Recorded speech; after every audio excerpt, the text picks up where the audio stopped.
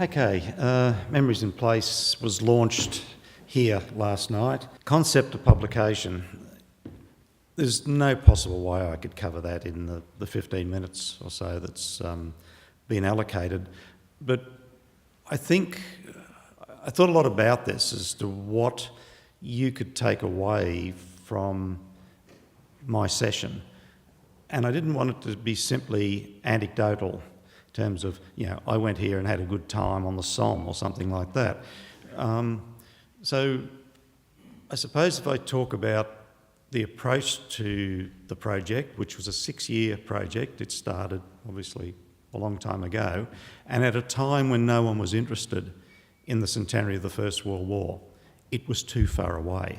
This thing really didn't begin to ramp up really until the last probably 12, 18 months. 6 years ago, when we, in terms of Griffith University, who I work for, were looking at trying to produce a publication that could be financed, then given to organisations to sell on as a fundraiser, nobody was interested.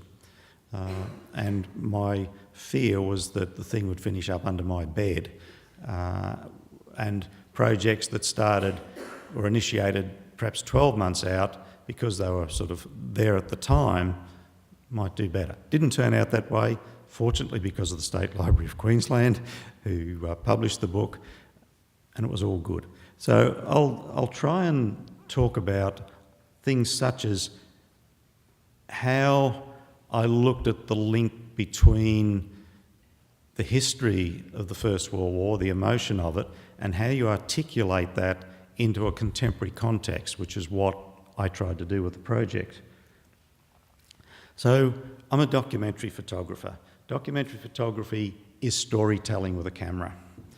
And those stories have to be encapsulated in each individual image, so the discourse that takes place in the photograph itself, so what's the story it tells, and then when you group photographs together, they then start to tell a broader story. And there was a wonderful quote by the French photographer Henri Cartier-Bresson, who defined this thing of the decisive moment, and you see it a lot in photography if you study it or anything like that, the decisive moment. And what it simply means is that there's only one point in time when all of the elements will come together to make the photograph work. So in other words, there's a lot of indecisive photographs around as distinct from the decisive ones, and it actually is quite true. This is interesting because I actually didn't come up with this, my partner did when it all started, but it kept me on track in a lot of ways and drove some of these photographs. And I look back at it now with everything that's happening, I think, well, maybe it's a bit obvious, but the idea that if a soldier could come back, what would he see today and how would he respond to it? And in a way, it drove some of the quirkier photographs in the book. I was photographing out at Maruka. There's Longueval Street out there, which was a Somme battlefield, and they just built a red rooster on the corner. And I spent 3 hours there waiting to get the photograph that I wanted, because I never know what the photograph is until it turns up. And I was sitting there thinking, if you're a First World War soldier and you walk down Longueval Street and you saw this red rooster building, what would you think of it? How would you feel about something like that? So it kept bringing me back sometimes to what it was, the fact that, when you walk down a suburban street, you can do that because of what these guys did. So these are, I guess, some of the points about the book and questions that people have asked and things like that. So the use of contemporary images, not historical ones. There's going to be a plethora of historical material generated about the First World War, and that is as it should be, particularly the Australian War Memorial, who we approached very early in the project to see if they were interested in it. Their response was, no, we'll only use historical material from our own collection. And I mean, I can't argue with that. And there are some amazing photographs taken of the First World War. And interestingly enough, in a bizarre sort of way, there's some stunningly beautiful photographs of the battlefields, given that they were places of horror. Very poignant, beautiful, need to be out in the community, and they reference the First World War. The only problem is, I think a lot of people have difficulty connecting with those images because they're in a place, sound like Star Trek, far, far away, or Star Wars, far, far away in another dimension. Whereas if you go out to the Mount Gravatt campus of Griffith University, you drive up Messines Ridge Road. Messines Ridge was a battlefield in Belgium. So those little things are everywhere, which is what the basis of the book was about, was looking at the contemporary memorialisation, but linking it to the history. But I would go and take the historical photographs, if you like, of the way the battlefields are now. And I think it does give a wonderful engagement, because I'd often sort of be walking down some lonely suburban street somewhere in Sydney or Melbourne or wherever it was, and you would meet people, and regrettably when you walk around a street with a camera, there's always a degree of suspicion, especially someone, a male that's a little bit older than probably a pedophile or something. And you start talking to people, and what are you doing? And there's always a story. And particularly if they live in a street named after a battlefield. And I was doing some work in Sydney, and there's a couple of Pozières streets, and the two pictures are in the book of people that lived in those streets, and I photographed them. And there was a very elderly lady living in Pozières Street, and she'd moved there with her husband after the Second World War, but she knew the whole history of where that name came from and what it meant, because she was interested in the military aspect of her street, and she was very proud of that street.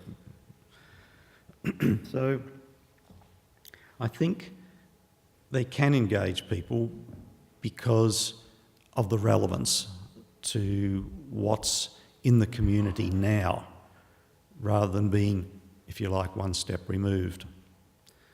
So for me, it was linking to the past, and it became quite an emotional journey, because the more I researched it, the more I found.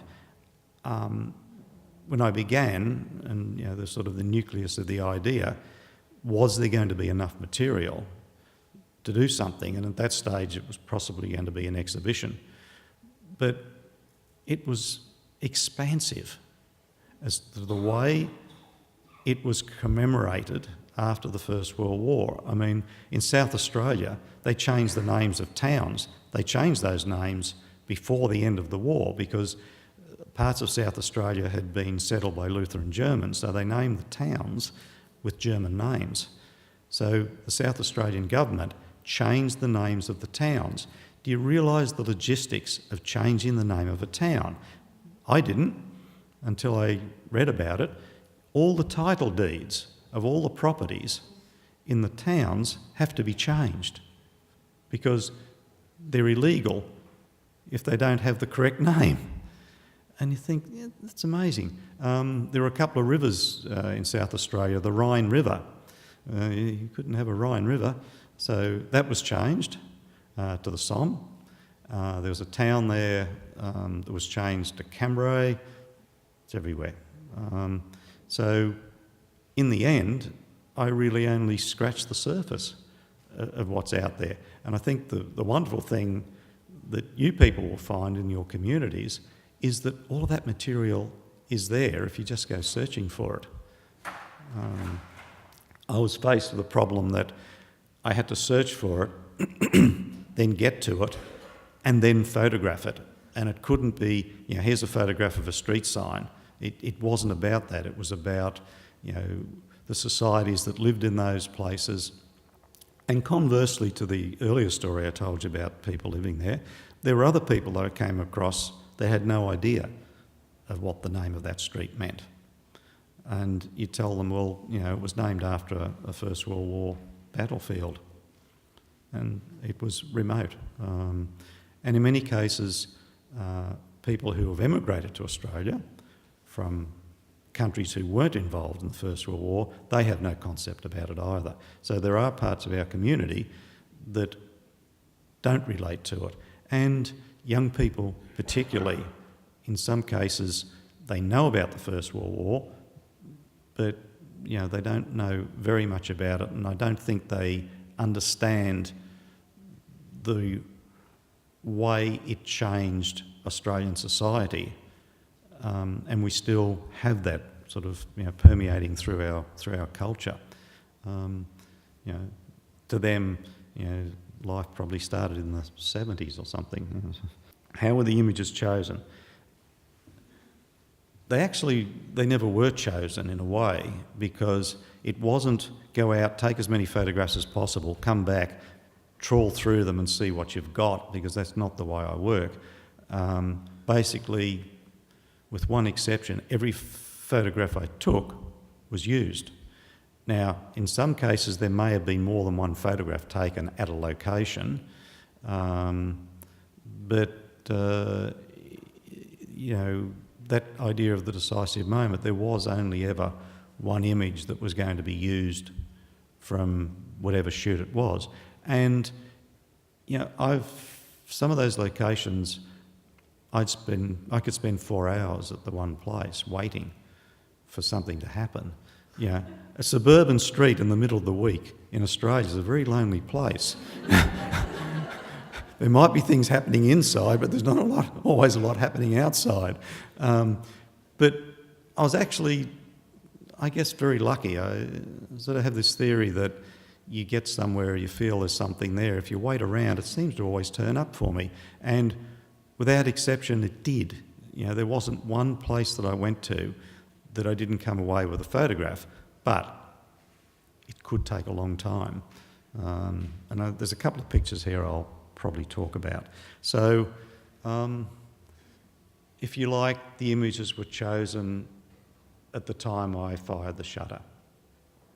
And I should also mention here, talking about firing shutters, that I still work with film, and I know most of you will be working with digital and things like that, which I think is a wonderful medium, but I still work with film. I like the fact that I have an artefact, which is that piece of negative that was with me wherever it was, when I was working in war zones for the Red Cross, or when I went to the Antarctic. I came back and I saw a wonderful program by a curator at the Royal Geographic Society, and she was talking about Frank Hurley, who photographed in the Antarctic and then went and photographed the First World War. And she reproduced with the white gloves one of his glass plates, and she saw, we still have this wonderful artefact of Frank Hurley. I thought, that's the difference, the artefact.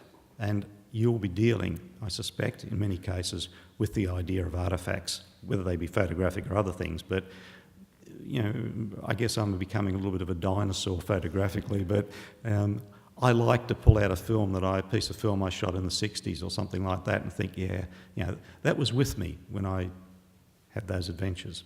It wasn't sort of living in cyberspace, but I think digital's fantastic. It's the future. I just don't choose to work with it. I don't choose to photograph with it. I work with it because I've got websites and things like that, so I'm not a Luddite. I'll just talk about some of these images, because there's some interesting things with them.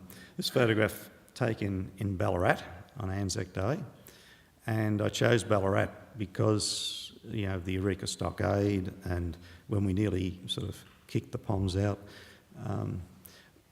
But when we were looking to get the introduction written for Memories in Place, before we managed to get all three ambassadors to write, so the Belgian, French and Turkish ambassadors all wrote the foreword to the book, and it also has the foreword in both English and whatever their language was. We came a bit unstuck with the design initially with the Belgian ambassador, because we've forgotten that there's two official languages in Belgium.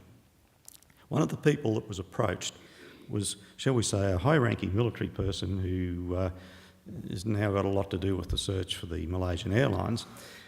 And he came back saying that the photographs were disrespectful to Anzac Day, the book was demeaning to women, and it should be edited because a lot of the place names are misspelt.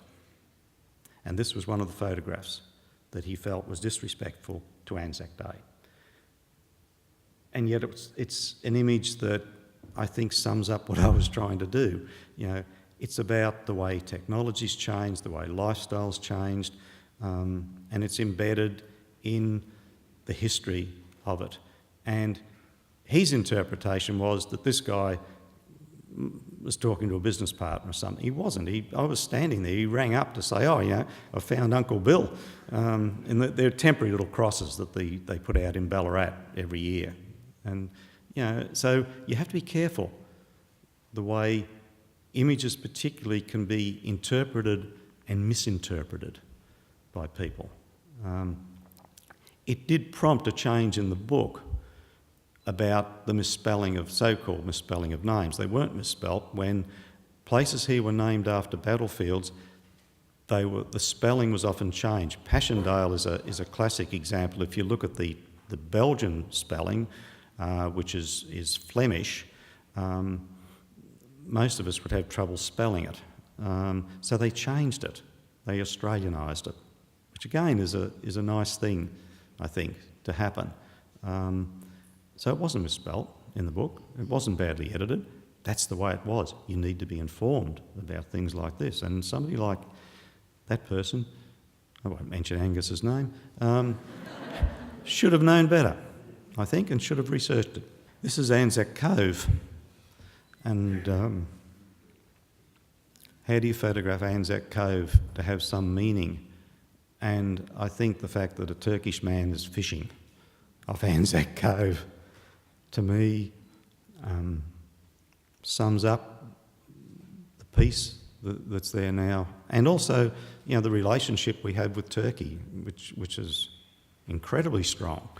When you're looking at communication and how do you tell stories, then those are the things I think that start to work. That narrative in there that, you know, here's a man fishing on a very peaceful place where so much horror happened. You know, so many of our soldiers didn't even make it onto that beach. So as a documentary photographer, you're continually confronted by how do you tell that story? And more importantly, will that story communicate the same information to everybody? And it won't, actually. But I think it's important that people do bring their own interpretations to it, but it's good if they get accurate interpretations, even though there can be some variation, if you like. This was polling day out at Amiens, which is near Stanthorpe, was a soldier settlement area, and it was a federal election. So Amiens was the only polling booth in Australia named after a First World War battlefield. So it needed to be included. And once again, it was wait around for hours. First of all, there was a little bit of a problem with photographing around a polling booth. They get very sensitive about that. But you sorted all that out. You wait until something happens. And, you know, this was a rural area. It's rural Australia, where in some cases life hasn't changed that much. You know, it's connected very much to the First World War because so many of those soldiers came from rural areas. This is Roma, and I became very interested in avenues of honour, where in most cases children went and planted trees along the sides of roads and they'd put the name of a soldier, usually who was killed, but in some cases they were those who served. And often, well, always virtually on the outside or the outskirts of the towns as they were then. Some of them being taken over by development now, but Roma was different because what they did is they put their avenue on straight through the middle of town. And rather than plant saplings, as the school children did, they went out to all of the areas and the farmers donated these bottle trees. So they brought these things in on huge jinkers. They were fully grown bottle trees and planted them down the main street of the town. And each soldier has a can in front of his tree. And, so you could be having a coffee in a coffee lounge in the centre of Roma, and there's the tree out there. Fabulous thing to do. This is the Menin Gate at Ypres in Belgium. And the only reason I've put this in, sometimes you miss obvious things, putting images together. The book was designed by Live Worm, which is the commercial arm of Griffith Uni, so there were students who did the design work under supervision. And I went in one day and they had the images. Interestingly, they started out, they made hard copies of all the images and put them out on a table, put them together to see how everything would work. They didn't do it digitally, even though they had digital files. And they put these two images together. And I won't go into what the Menin Gate's all about, but they said, "Oh, did you see this? The arch and the dogs." And then there was this one, taken in Ballarat. And they said, "Did you carry a stuffed dog with you or something?" So, I hadn't seen it. So, once again, we have these memorials, but there's things that orbit and happen around those memorials. And the other interesting thing is, because I'm originally from Victoria and my dad was a truck driver, and I used to go on the truck with him.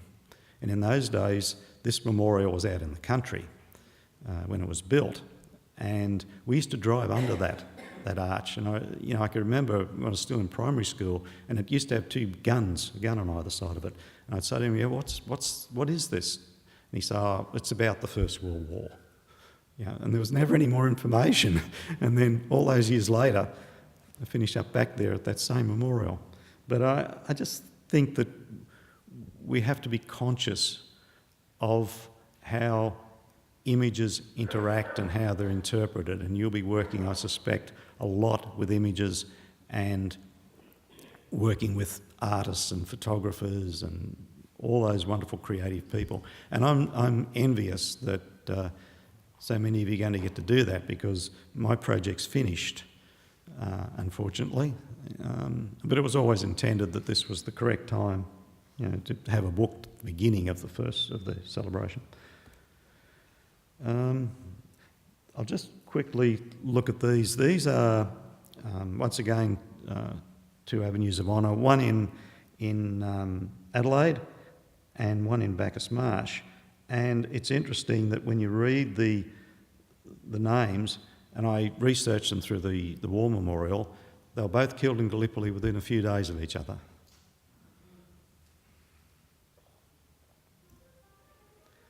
This is this was actually the last photograph taken for the book, and it was taken at Caloundra. And they did an interesting thing. They named some of their roads after the troop ships that took Australian troops to the First World War. And the first one, I believe, left Brisbane in August. The war started in August, so they were very quick off the mark. So, once again, it's I think, becomes interesting as you delve into, the way the thing was memorialised. They name places after the generals. Once again, in the book, there's Monash, Hague, that people seem to need to name places after anything at all connected with the First World War. So I think probably the only thing I can leave you with is that the way it's memorialised and the resonance that still exists, and I think the emotional aspect of it, I think those are the things that really should be driving a lot of the projects and the events that you're putting together. And it's an amazing time in our history. Thank you. Thank you for that introduction, and thank you very much for having me at this event. I understand that you've had a full and demanding program so far, I'll try not to kind of tax you too much, but hopefully show you some fun and interesting stuff, and yeah, maybe offer a few insights that can be of some use to you in your own activities around this major commemoration. So I think there's definitely some themes emerging here. It's about engagement. My particular interest and my background is in working with digital media and more recently with digital heritage collections. And I'll offer a few thoughts about that and show you some examples of projects that I've been involved in and see how we go. So working with digital collections is I feel is incredibly important. Digital collections, as they currently exist, are a bit like buried treasure. They're incredibly valuable and important, and they're out there, but often they're concealed, they're hard to get at. The reason that they're hard to get at, they're hard to get at not because we have a few sort of habits and conventions and practices, ways of dealing with digital heritage collections that I think could be drastically improved, and I'll show you a few examples of some good stuff that's happening and some experiments that I've done. So there's a real contrast between the way that we tend to hide this sort of rich material away too often and the kind of world that we're living in now, which, as Kate outlined to us this morning, is this world of incredible connection and of ubiquitous media, where we're all carrying around powerful media devices with us all the time. We're connected to them all the time, and we're connected to a world of information that is kind of incredibly dynamic and lively. And so this is the environment into which all of this incredibly valuable material should be pouring, and this is the way that we should be richly engaging with it. And that is starting to happen in some exciting ways, but I don't think it's happening enough. And it's partly, and I'll offer only one kind of little mean example here. The stuff is buried behind websites like this. It's buried behind very, I guess, quite traditional search-focused kind of websites which host big stores of digital material and which offer very good utility for the conventional user of these materials. And we tend to think of researchers as the conventional users of that material. Researchers are people who are looking for something, they're looking for a person or a place or a name, and they have a very focused query, something they can enter into a search box. And Google and library catalogues and systems like that have trained us very well to search when we're looking for something. I don't think these systems serve us very well, though, when we're not in that category, when we're not a researcher with a specific task or with a specific query. The richness of these collections is such that we should be able to expose them to people no matter whether they're a researcher or a casual browser or someone with an idle curiosity or someone who actually doesn't know anything at all but might be grabbed and engaged. So the central kind of question that a lot of my work deals with is creating ways to engage people with heritage materials in digital form that doesn't rely on this conventional tool of search. So in the case of this collection specifically, I'll show you a quick example. It's a project of mine called Manly Images, which is a collection that is probably similar in scale to some of the ones that you might be dealing with yourselves. It's a collection of historic images from Manly Public Library. There's about 7,000 images in all, and they were digitised by the library some time ago. It's a lovely collection because it's very local, so it's all stuff around the Manly area.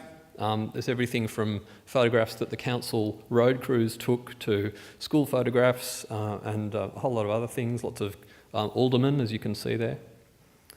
So the challenge for me here was to take a set of 7,000 photographs. How do you show someone a set of 7,000 photographs in a way that makes it browsable and explorable without them necessarily knowing anything about it.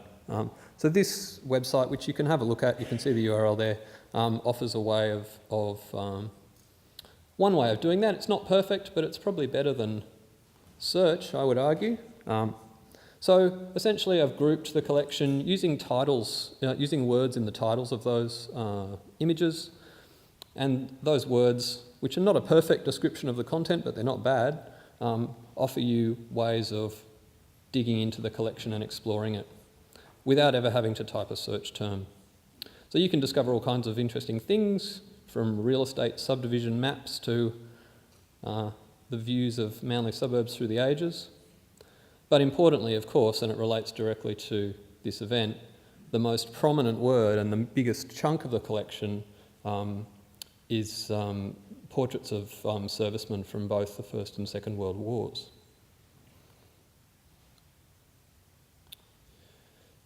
So this is an experiment for me in representing and creating a web interface that allows this kind of exploration. You can have a play with it yourself, and I'd love to have your feedback. But I'll just explain a little bit about how it works and some things that might be relevant to the work that you're doing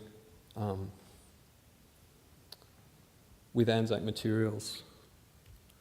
That work, I should say, in acknowledgement, was funded and supported by the State Library of New South Wales. Fundamentally, it's about data. This stuff is about data. That thing that I just showed you is a representation of a set of data. Now, the data describes that set of photographs, but for me it's important that it's data, because data enables us to do some special things with it. It lets us work with it in particular ways, and I'll try and explain a bit more about that.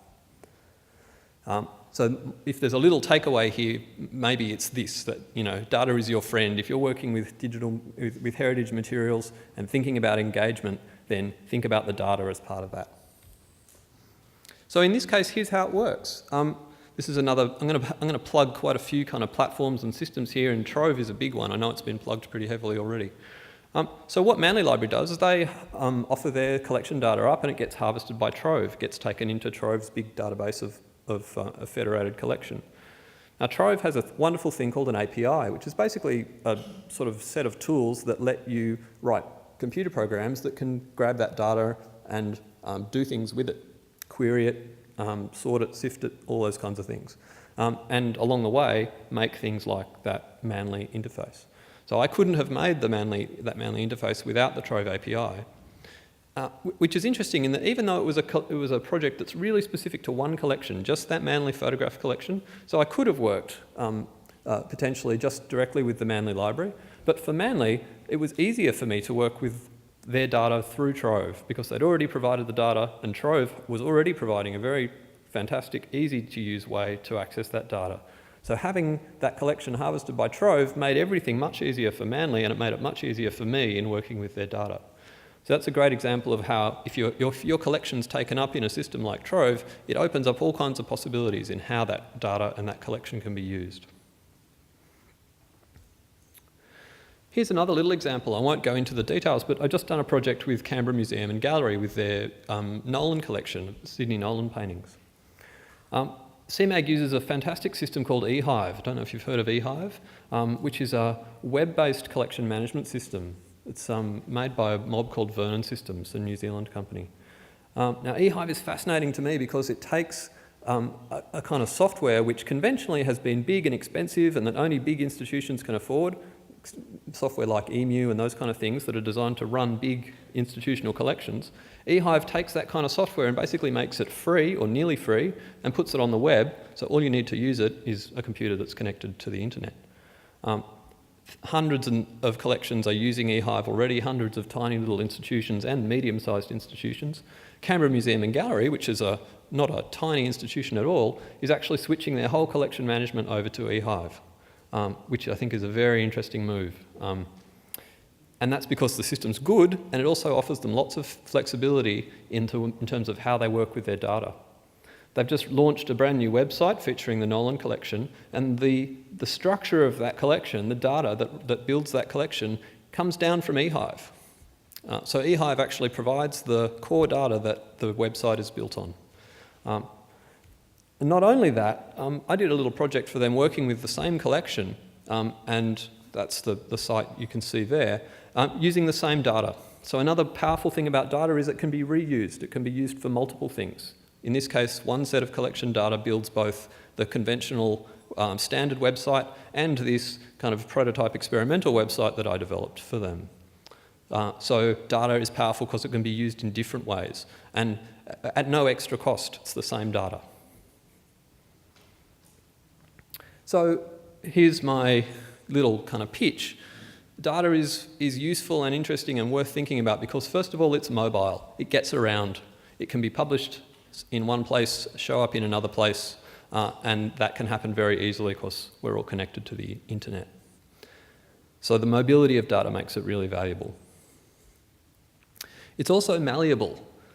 So we can do stuff with it. We can work with it, transform it, change it, make it into different kinds of things. Now that does take a bit of specialist knowledge. You need some people who are able to work with that, but those people are actually increasingly accessible, I reckon, and there's lots of great culture, lots of good capacity building kind of resources around that kind of work. But probably the most important thing about it is that it's a sort of a platform or a tool for engagement. So data is a way to create links with people, and I'll just give you a great little example. It's not one of my examples, but it's one of my favourites for this. So the Australian National Maritime Museum published a lot of stuff on Flickr. Flickr's another great platform. I'm sure you've heard about it already. Wonderful for sharing image collections in particular, and gives you a lot for free. So one of the big questions, though, is okay, if I put my stuff up on Flickr, what happens then? And the National Maritime Museum are probably, offer some of the best examples of the wonderful things that can happen when you do that. And this is my favourite story. They published a set of images of a 18-foot skiff from the 1950s called Myra 2. It was the world champion 18-footer in the early 50s. It was unbeatable. And they dug out these photos and published them, and they came to the attention of a number of people, including a guy who was the apprentice of the boat builder who designed and built Myra 2. And he got in touch with a group of people who were interested in old yachts and old racing skiffs in Sydney, and together with the Maritime Museum, they started a project to actually rebuild it. And they did. And I think just 2 or 3 days ago, it had its first voyage on Sydney Harbour. They took it for a sail and it went brilliantly, apparently.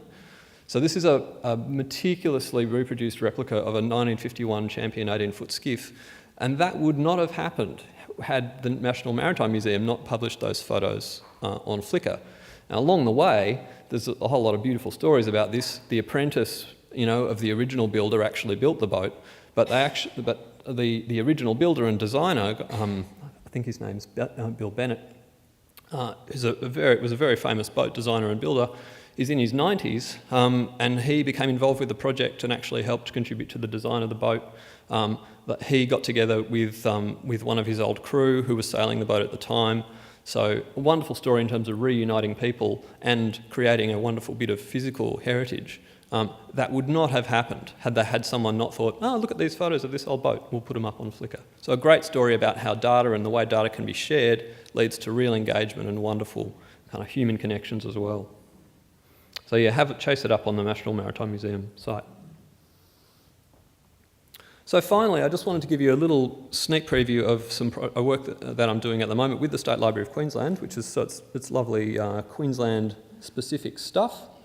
This project's called Discover the Queenslander, and it's working with a beautiful set of about 1,000 pages and covers from the Queenslander newspaper, which was the sort of weekend supplement to the main Brisbane paper. Runs from about 1899 to 1939, so there is World War I material in here, definitely. And here, I'll just give you a really quick demo of it and talk a little bit about a few of the things that we're interested in. In many ways, this is similar to our other projects in the sense that this material is already digitised and it's already accessible, and you might have seen some of these covers already, but it's hiding inside a library catalogue system which is not the best in terms of exposing the material and allowing you to explore it and really showing off the visual kind of richness and beauty of this material. So this is a mosaic, a bit like the Manly one, where we're looking at a chronological overview of the whole collection. So if you sat here long enough, you'd actually see all of the 1,000 covers come past. You can look at individual years. So here's 1929. You can scroll through those covers and you can find out a little bit of information about them there. The larger the tile, the more covers are there. So you can see that there's a lot of material in the early and mid-30s. But we might go in and have a look at some of the war years. If we select a year, we'll actually get a view of just the material from that year. And if there's something there that we're particularly interested in, we can zoom in and have a look. So there's a lot of great stuff. Our priorities in creating this collection, we had a few. We wanted to, again, create something that was really richly browsable. So these tools that we're using up the top here allow you to browse through the whole collection, so you can select a year from the graph at the top. The graph also shows you the shape of the collection. It shows you where the material is. You'll also discover things along the way. So this is a display that shows you the prominent subject terms and the prominent creators in any set. And so you immediately discover this guy, Garnet Agnew, who was one of the main illustrators involved and who drew a lot of these beautiful covers and illustrations.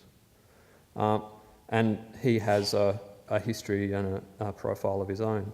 You'll also see some colours there. We were really excited to play with colours with this collection. So we're actually generating data about the colours in the images. So if you want to see Garnet Agnew's work and you want to see things that are yellow, you can do that. So this allows you to kind of visually browse through the collection. There's a lot of gorgeous stuff in there. Most importantly, though, in terms of engagement, we're enabling and encouraging you to make your own collections. So in this case, we have an idea of favourites. So if I like that, I can add it to my favourites. And then I can go back and look at my favourite covers there. I can then also share them on social media so that I can send my collection and share it out on the web and someone else can come and look at it. And I'll show you just one more thing, just in terms of the mobility and the connectivity of data that's really important. So, these images are gorgeous, but the images have been taken out of their context in a way because they belong to a newspaper, they belong in a publication. Now, what's one of the nice things about the State Library of Queensland doesn't hold those publications, but the National Library of Australia does via Trove. So one of the nice things we can do is actually reconnect those separate pieces, join them back together again. So down the bottom of each item page here, we can actually look at that issue on Trove. So we go over to Trove and we dig out the digitised paper. Now it's not full colour, it doesn't look as gorgeous as the SLQ record, but it does actually allow you to page through the newspaper and figure out what the context for these things were. So to read the articles that are either side of the ads or to dig into that issue. Doesn't seem to want to load, but it will in a sec. So that's another one of the real opportunities here, is that you can take your material and get it connected with other material that's out there. Stitch these collections together. That makes things more interesting for people exploring it, but also enriches the context in both cases. So it enriches the context of the material wherever it shows up. So yeah, that's the cover, but then of course we can get more of a sense of the actual publication. So it provides us with a richer view.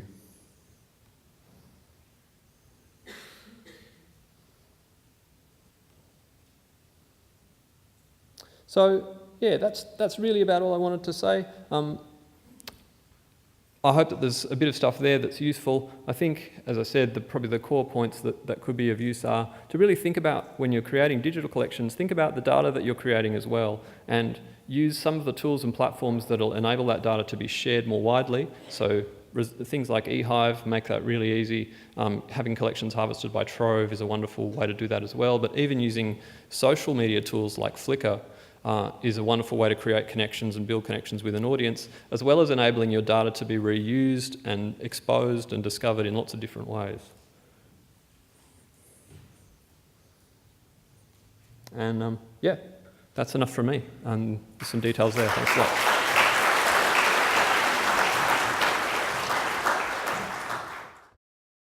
I'm I'm here today as part of this panel, I suppose, which is on engagement and partnerships, to talk about partnerships, to talk about how we reach out and work together and to collaborate.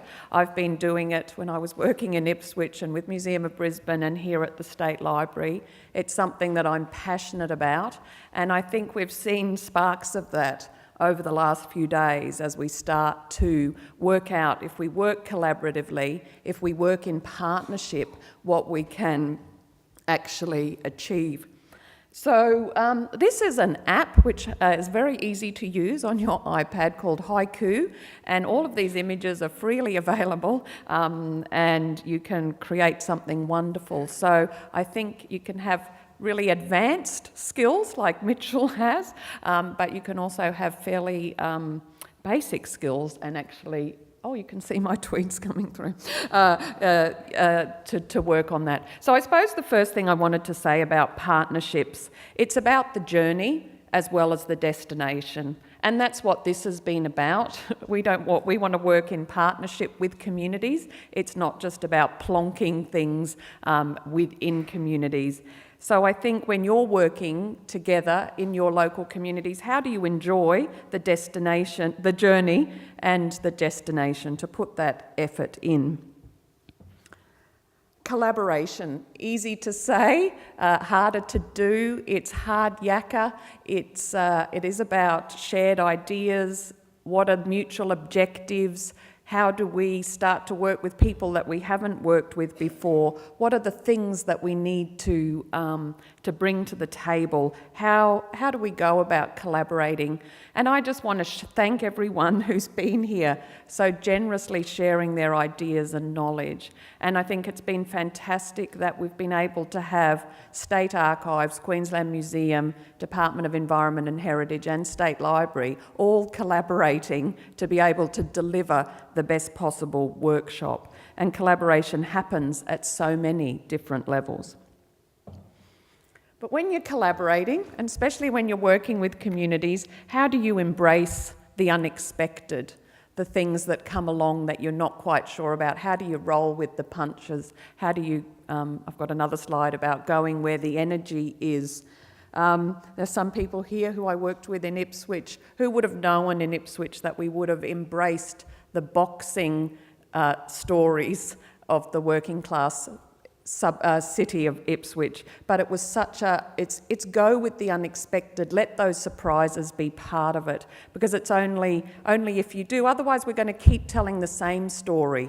And I think we've really shown that over the last little few days, is that how do we move and tell different stories? How do we dig deeper? How are we going to sustain 4 years of interest in our communities in this if we can't go with the unexpected? What Charles was saying about actually digging deeper, finding those links and stories, engaging with people who might not recognise or value or know about World War I. How do we do that? And there are so many, I mean, there have been so many aha moments over the last few days, but one that Kerry Raymond brought to our attention is that so many women were, because there were so few men, there were lots of women, maiden aunts.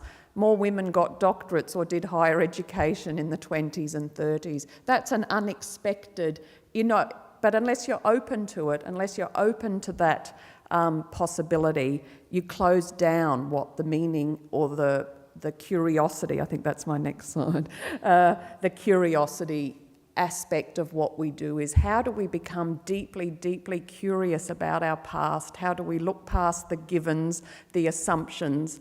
And if I have any ambition for Anzac 100, Memories for a New Generation, is that we spark a curiosity in our community about our past. And hopefully through World War I, but it's World War I and beyond, that there is so little that we know, and there's so much more that we can know. And if we start seeing it more broadly, that sense of curiosity is absolutely crucial for all of us, and we need that. We need our communities using our collections to become curious and to discover things for themselves.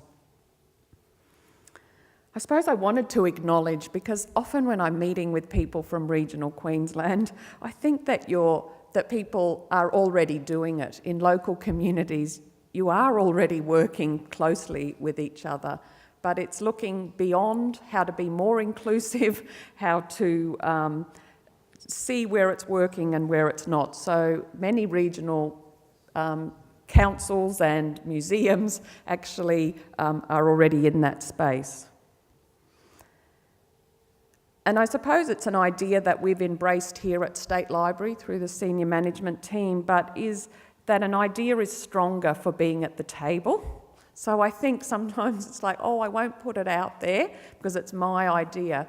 But actually ideas are stronger from being at the table. And Leanne Kelly sharing yesterday that they're looking at Anzac Day in 1916 as the Museum of Brisbane project. Well, there are already sparks going off in the room. We've got the Anzac Day commemorative committee, we've got collections. Unless you put your ideas out there and seek input, they're not going to get stronger. They will continue to tell the same story. So it is an act of courage often to put your idea out there. Is it good enough? Will people be interested? But I think if the workshop's proved anything, is that we're all in the same boat, and different levels, different strengths of collection, different strengths and weakness, size of institutions. We've got War Memorial on one hand and Stradbroke Island Museum and so a few others in between, that it's really important that we're all in it together and that those ideas are shared. And I thank people for their generosity in being part of that. I love this image, and I love the links with Mitchell's talk, because I think that wisdom of the crowd, of that by putting material out there, the boat example from the Maritime Museum, I think many museums and libraries who are putting their collections out there have got fantastic examples where actually the community know more about your material than you do, and how can you work with that. You'll see today, and at lunchtime the store will be there, our online volunteering program of Pitch In, that actually the telling of our history, our shared history, our collective memory, it can't be done by any one institution. It takes everyone to get on board, and that wisdom is there. And I think, which again, it's probably just putting slogans on what Mitchell was also talking about, but is to set your content free and watch it blossom. We've had State Library's had a fantastic relationship with Wikimedia. 50,000 images of ours were donated. And, if you're looking for joy in any day, it's to go and find out how the collection's been used, to see it cropped up in different places, whether it's on websites about funeral cars or boats, that this collections, and especially those in state organisations like ours, they actually belong to the community. So it's how do you make them as accessible and easy to get to as possible, and watch the unexpected results. State Library of Queensland and other national and state libraries were involved in a program called Library Hack. It's a couple of years old now, but it really demonstrated what people did when you put your data out there, and I encourage you to, it can be nerve-wracking, and it can, but if it's out of copyright, there should be, I think there's increasing expectations from our communities that material be set free, and certainly the whole open data movement. And I think that's the next step for us as the Heritage Leaders Workshop. The next time we need to be here together with people who are also looking at data, mashing it up, working out how to use it and to transform it and to change it, and do it with us so that we can make meaning from that. It's don't reinvent the wheel. Lots of discussions been of not duplication. So if the War Memorial's done it, fantastic. We don't need to. How do we build on it?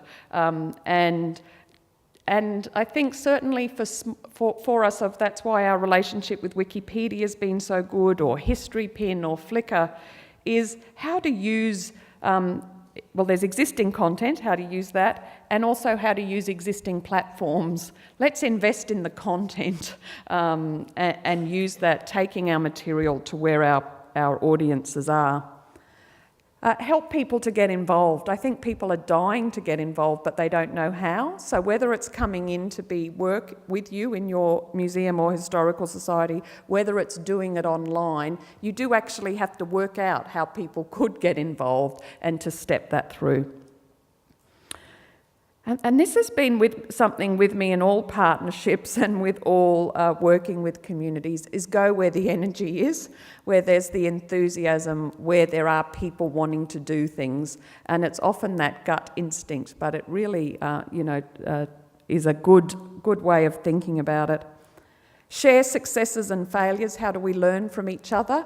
We don't need to be alone and to come, to share that.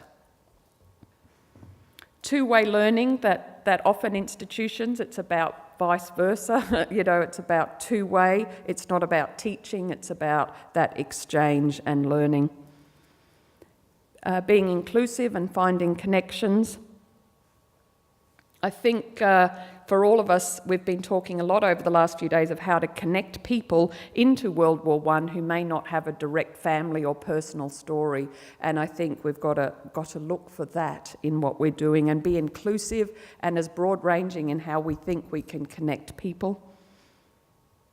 And there's no right way. There's no one way. It's to start moving and to start doing it and doing it in partnership. Thank you.